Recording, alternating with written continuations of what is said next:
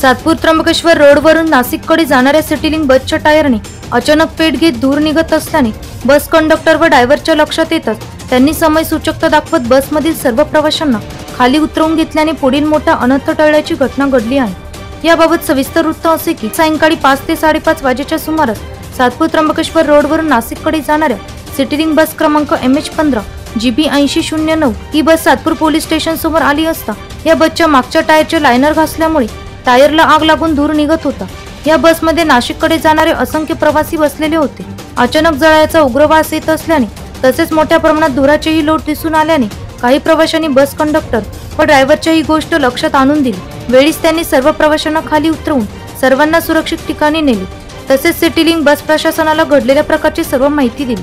विशेष म्हणजे ही बस CNG प्रकारातली असल्याने पुढील मोठा अनर्थ टळला। याबद्दल बस कंडक्टर व ड्रायव्हरची समय सूचकता कौतुकास्पद आहेच। मात्र या सिटीलिंक बस प्रशासनाने अशा बसच्या सुरक्षेबाबत अधिक गांभीर्य घेणे गरजेचे आहे। चांगल्या प्रकारच्या अवस्थेत असलेल्या बस प्रवाशांसाठी द्याव्यात अशी मागणी नागरिकांकडून होत आहे।